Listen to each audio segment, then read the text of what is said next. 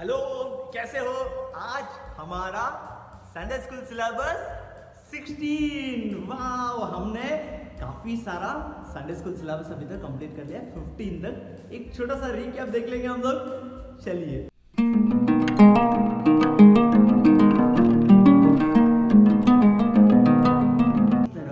उस समय पर सभी लोग बुराई के रास्ते पर थे, मगर एक इंसान जिसका नाम नोहा था, वो परमेश्वर का भय मानता था।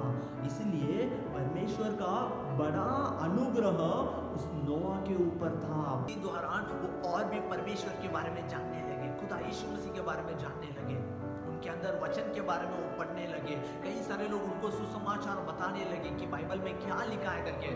तभी उन्होंने पूछा एक महिला से कि आप भारत के लोगों से इतना प्रेम क्यों करते हो? तब उस महिला ने जवाब दिया, यीशु मसीह एक सामरी स्त्री से प्रेम किए, उसको प्रेम करके वो प्रेम बांटे। उसी तरह हम भी यीशु मसीह का जो प्रेम है वो भारत के लोगों के साथ बांट रहे करके उन्होंने बताया। और बोला, ए हाम, तूने जो काम किया उसके वजह से तू श्राप में रहेगा और अपना दोनों भाइयों का गुलाम बनेगा करके नोहा ने हाम को श्राप दिया। और उनके बाकी दोनों जो बेटे थे, शेम और यापेत, उनको आशीर्वाद दिया और बोला, तुम लोग बहुत ज्यादा बढ़ोगे करके आशीर्वाद दिए। एक टावर बनाएंगे ताकि इस दुनिया पर हमारा नाम बड़ा रोशन हो जाए करके उन्होंने सोचा। पता है आपको, गॉड ने जब नोआ को प्रॉमिस किया था तो परमेश्वर बोले थे, आप फूलो, फैलो और इस पूरा दुनिया पर आप बढ़ जाओ। ऐसा करके परमेश्वर ने नोहा को प्रॉमिस किया था। मगर ये लोगों ने क्या सोचा कि हम लोग इसी मैदान पे हमारे लिए एक नगर बनाएंगे और वहाँ पर ही रहेंगे ताकि हम लोग अलग अलग नहीं जाना चाहिए। ऐसा करके उन्होंने सोचा। मगर परमेश्वर का इच्छा क्या था? कि पूरा दुनिया पर फैलना चाहिए। इनका नाम है अब्राहम। क्या नाम है? अब्राहम। और इसको एक वाइफ भी था, इसका एक पत्नी भी थी, उसका नाम है सारा। क्या नाम है? सारा। और जैसे परमेश्वर ने बोला उसी तरह उसको एक बहुत सुंदर सा बच्चा हुआ। हाँ, बहुत सुंदर सा बच्चा हुआ। जब उसको बच्चा हुआ, उसका उम्र पता है कितना था? 100 उम्र का था। क्या 100 उम्र? हाँ, उसका उम्र था 100 ईयर। तो अब्राहम ने ये देखा और अब्राहम ने लूत को बुलाया, हे लूत, देख, हम दोनों के बीच में झगड़ा क्यों होना चाहिए और हम दोनों के चरवाहों के बीच में भी क्यों झगड़ा होना चाहिए? हम दोनों तो भाई भाई हैं। तो पूरा देश तेरे सामने है, तो तू मुझसे अलग जा और जहां पर तू जाएगा उसके ऑपोजिट साइड पे मैं जाकर रह लूंगा। ऐसा अब्राहम ने बोला। परमेश्वर के ऊपर दोष लगाया, यानी कि परमेश्वर यीशु मसीह गलत है, वो गलत काम कर रहे हैं, वो सभी लोगों को अपने धर्म से अलग कर रहे हैं करके। जब भी काफी सारे लोग यीशु मसीह के ऊपर झूठा इल्जाम लगा रहे थे, तो उधर के जो बड़े बड़े अधिकारी थे, उन्होंने यीशु मसीह को दंड दिया। क्या दंड दिया? क्रूस पर चढ़ाकर उन्हें मारा जाए करके दंड दिया। देखिए, अब देखा आप लोगों ने, बहुत ही अच्छा था ना। परमेश्वर को बहुत बहुत धन्यवाद देता हूँ इस संडे स्कूल सिलेबस 16 के लिए भी। तो चलिए हम लोग हमारा स्टोरी को देखेंगे आज।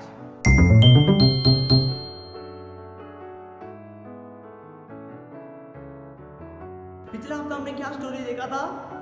यीशु मसीह को क्रूस पर चढ़ाया, हमारे पापों के लिए यीशु मसीह ने अपना जान दिया और यीशु मसीह को कब्र में बंद किया। हाँ, यीशु मसीह मर गए थे, उन्हें कब्रिस्तान के अंदर, उसके अंदर उन्हें रख दिया गया। फिर क्या हुआ?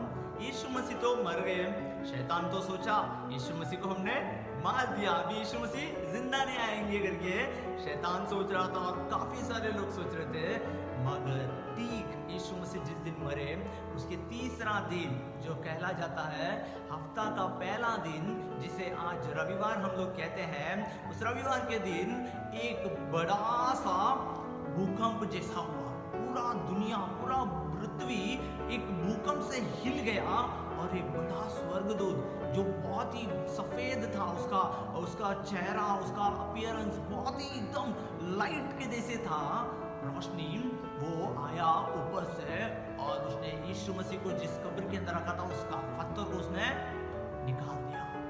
और वहां पर ये उस पत्थर के ऊपर उस स्वर्गदूत बैठ गया। एक बड़ा सा एंजल था वो, उसको देखने में ही बहुत ही बड़ा रोशनी था उसके पास। और वो जो दो सिपाही लोग यीशु मसीह के कब्र के बाहर खड़े थे, वो लोग उसको देख के डर गए और डर के वो लोग मरे हुए जैसे पड़ गए। वो लोग देखकर डर गए और मरे हुए जैसे पड़ गए। और वो स्वर्गदूत वहां पर बैठा है, वो पत्थर को उसने निकाल डाल दिया। और उसी दिन कुछ महिलाएं यीशु मसीह के कब्र के बाजू में आए। कुछ महिलाएं जो यीशु से प्यार करते थे, वो यीशु मसीह को मिलने के लिए, देखने के लिए, क्योंकि वो मरने के बाद कुछ तो फॉर्मेलिटी करते हैं, कुछ तो करते हैं यीशु मसीह के वो शरीर को, कुछ तो वो लोग करते हैं। तो वो लोग, कुछ लोग यीशु मसीह के पास आए, यीशु मसीह को देखने के लिए जाएंगे करके आ रहे थे। लेकिन वो रास्ते में बात कर रहे थे, यीशु मसीह को रखा है, उनके कब्र के बाहर एक बड़ा सा पत्थर है, वो पत्थर को हमारे लिए कौन निकालेगा? हम तो महिलाएं हैं ना, हमारे लिए वो पत्थर को कौन हटाएगा करके वो एक दूसरे से बातें करते करते, ठीक है चलो हम जाएंगे, देखेंगे वहां पर जाकर क्या होता है करके वो महिलाएं आ रहे थे। और वो जैसे कब्र के बाजू में आए, वहां पर वो दरवाजा, वो जो पत्थर था वो हटाया हुआ था और वहां पे एक बड़ा सा स्वर्गदूत बैठा है। और वो देखकर वो आश्चर्य हो गए, बोले अरे क्या हो गया, यहाँ पर तो पत्थर हटा हुआ है और यीशु मसीह के यहाँ पर एक बड़ा सा स्वर्गदूत बैठा है। और वो लोग भी डर गए और उन लोग को समझ नहीं आ रहा था ये क्या हुआ। तभी वो स्वर्गदूत ने बोला, जिस यीशु मसीह को आप यहाँ पर ढूंढ कर आए हो, वो यहाँ पर नहीं है, उस जी उठ गए, वो जिंदा हो गए करके उसने बताया। और उसने ये भी बोला, जाओ आप लोग जाकर आपके चेले लोगों को बताओ यीशु मसीह के कि यीशु मसीह जिंदा हो गए करके। तो सभी लोग भागे, सब लोग भागे, वो महिलाएं लोग भागे और वो जाके वो उनके चेलों को बताने लगे, यीशु मसीह के चेलों को। यीशु मसीह के चेलों लोग भी भाग भाग के, क्या यीशु मसीह नहीं है वहाँ पे, पत्थर निकाला हुआ है। तो वो आए, वहाँ कर अंदर जाकर देखे, यीशु मसीह का कपड़ा है लेकिन यीशु मसीह का नहीं है। यीशु मसीह को तो मारा था, वहाँ पर रखा था, लेकिन अभी वहाँ पे यीशु मसीह नहीं है।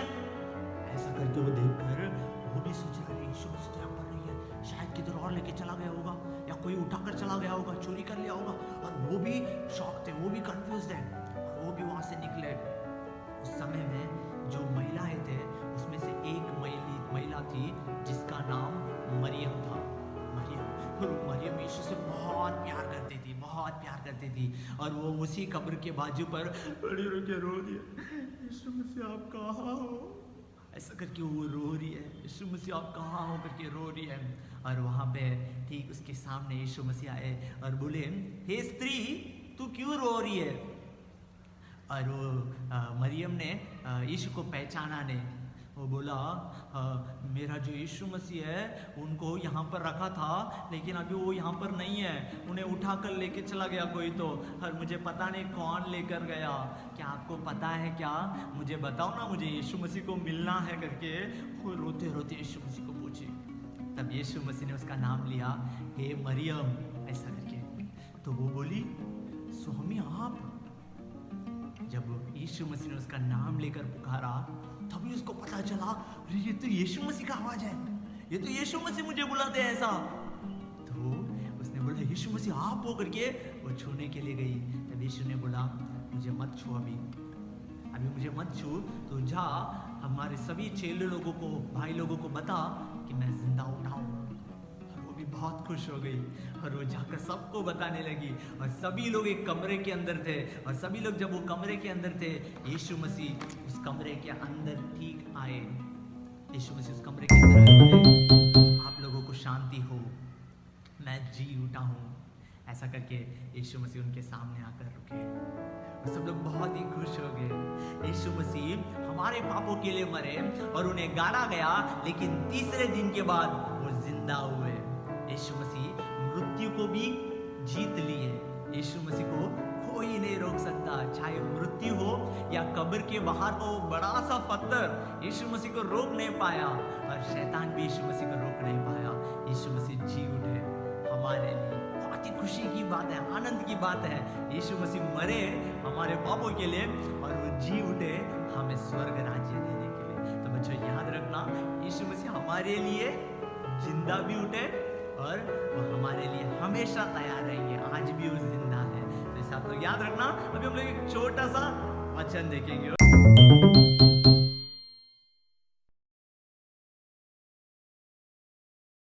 लोगों ने बहुत ही अच्छा गाना, यीशु मसीह हमारे लिए ही जिंदा उठे है। अभी हम लोग एक बहुत सुंदर सा वचन देखेंगे। मत्ती 28 में 6 पे लिखा है, वह यहाँ नहीं है परंतु अपने वचन के अनुसार जी उठा है। एक बार फिर से हम बोलेंगे, मत्ती 28 में 6, वह यहाँ नहीं है परंतु अपने वचन के अनुसार जी उठा है। यीशु मसीह ने काफ़ी पहले ही बोला था, अपने मृत्यु के पहले, कि मुझे मारेंगे और गाड़ेंगे, मगर फिर तीसरे दिन के बाद मैं जी उठूंगा।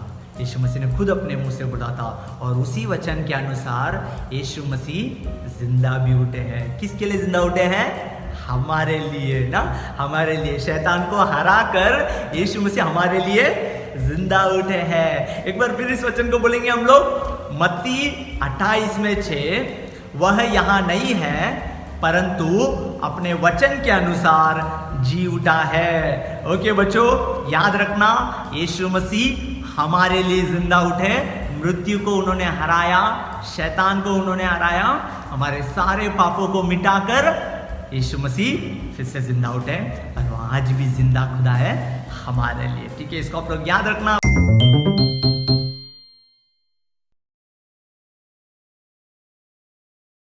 आज हम लोग एक चीज के लिए प्रार्थना करेंगे, यीशु मसीह हमारे पापों के लिए मरे और वो जी भी उठे।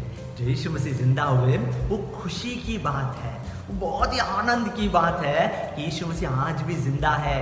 वो मरे थे, उन्हें गाड़ा भी गया था, मगर वो जिंदा उठे। कोई इंसान जिंदा नहीं उठ सकता, मगर यीशु मसीह जिंदा उठे और आज भी वो जिंदा है।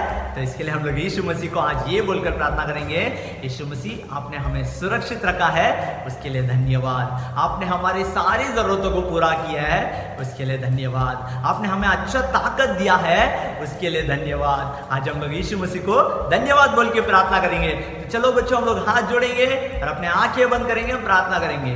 ये प्यारे यीशु मसीह, हम आपको धन्यवाद देते हैं। आपने हमारे सारे पापों को अपने ऊपर ले लिया और आपने हमारे पापों को मिटाया और आप फिर से जी उठे तीसरा दिन, उसके लिए हम आपको धन्यवाद देते हैं। आपने हमें सुरक्षित रखा, आपने हमें अच्छा ताकत दिया, आपने अच्छा हमारे लिए अच्छा परिवार दिया और हमारी सारे जरूरतों को यीशु मसीह आपने पूरा करके दिया है, इसके लिए हम आपको धन्यवाद देते हैं। उसी तरह आगे भी यीशु मसीह हमें सुरक्षित रखना, हमें पापों से दूर रखना और हमारी जरूरतों को पूरा करना, हमारे पढ़ाई पर, हमारी जरूरतों पर, हमारे परिवार पर, मम्मी पापा के साथ भी आप हमेशा हमारे संग रहने के लिए हम आपसे प्रार्थना करते हैं। इस छोटी सी प्रार्थना को यीशु के नाम से मांगते हैं, आमीन।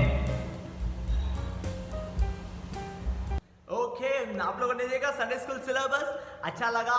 ओके, आप लोग इसी तरह संडे स्कूल सिलेबस को देखना और इसे आपके फ्रेंड्स को भी आप इंट्रोड्यूस कर सकते हो जरूर। और फिर हम लोग अगला हफ्ता एक और इंटरेस्टिंग सिलेबस के साथ मिलेंगे। तब तक बाय।